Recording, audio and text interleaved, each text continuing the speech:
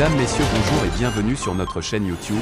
Ici nous vous donnons la clé, alors si vous êtes nouveau, abonnez-vous et cliquez sur la cloche de notification pour ne plus rien manquer. Cela fait, on peut commencer. Mandat de la MINUSMA, le chantage américain. Le Sahel, par-delà notre pays le Mali, est, à n'en pas douter, le terrain d'expérimentation de la future confrontation Occident-Russie. La récente passe d'armes entre notre représentant permanent aux Nations Unies, l'ambassadeur Issa Konfourou, et celui des États-Unis, Linda Thomas-Greenfield, suite à l'adoption de la résolution renouvelant le mandat de la MINUSMA où les Russes et Chinois se sont abstenus pour la première fois depuis 2013, remet notre pays au cœur de la nouvelle guerre froide. Montée des périls ou des enchères, faut-il avoir peur? Faute ou peur de s'en prendre à la Russie, accusée d'avoir déployé ses mercenaires au Mali et d'avoir agressé l'Ukraine, le pays de l'oncle Sam veut mettre sous pression le faible Mali en proie à l'invasion terroriste depuis 10 ans. Sans faire le bilan de 9 ans de présence controversée, le Conseil de sécurité a donné encore carte blanche à la MINUSMA de poursuivre sa mission considérée comme de la balade pour certains, encore pour un an dans notre pays pour enquêter sur des violations de droits de l'homme, pas commises par les terroristes mais par les FAMA et Wagner. C'est contre cette licence absolue et sans restriction que notre ambassadeur à l'ONU, au nom des plus hautes autorités, s'est érigé pour dire non. Le Mali n'est pas à mesure de garantir la liberté de mouvement pour des enquêtes de la MINUSMA sans l'accord préalable du gouvernement. Par conséquent, le Mali entend pas s'excuser cette disposition malgré leur adoption par le Conseil de sécurité.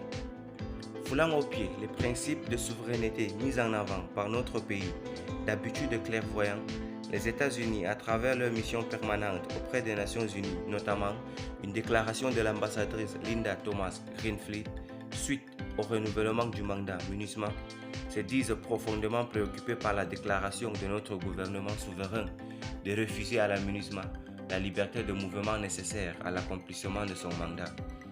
Agir ainsi serait une violation flagrante de l'accord sur le statut des forces SOFA de la MINUSMA que le gouvernement de transition est tenu de respecter, dit la diplomate Thomas Greenfield. Et de menacer, les États-Unis sont pleinement déterminés à assurer la sûreté et la sécurité des soldats de la paix de l'ONU. Toute tentative des pays hôtes, du personnel de sécurité étranger ou d'autres acteurs de bloquer la liberté de mouvement des soldats de la paix peut sérieusement compromettre la sécurité de ces soldats et mettre en péril la mission elle-même. Comme à son habitude, hélas, la grande nation américaine, à travers son ambassadrice, a décidé encore de prendre quelques libertés avec la vérité, car le Mali n'a jamais refusé l'hospitalité et liberté de mouvement à la MINUSMA, mais le Mali souverain a conditionné la liberté de mouvement de la MINUSMA à son accord préalable. Les États-Unis accepteraient-ils que des soldats qui n'ont aucun mandat de combattre le terrorisme et de protéger les populations se baladent sans restriction sur des théâtres d'opération à la recherche des cas de violation des droits de l'homme? Lisons entre les lignes sur cette question de droits de l'homme. S'agit-il d'une histoire de respect des droits de l'homme?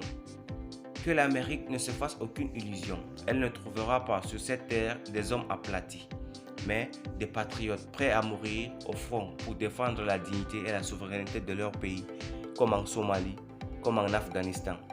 La responsabilité du pays hôte d'une mission de paix devrait-elle être de subir les caprices du Conseil de sécurité de l'ONU et la peur de sa MINUSMA?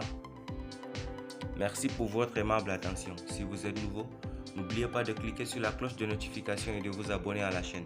Merci et à très bientôt pour une nouvelle vidéo.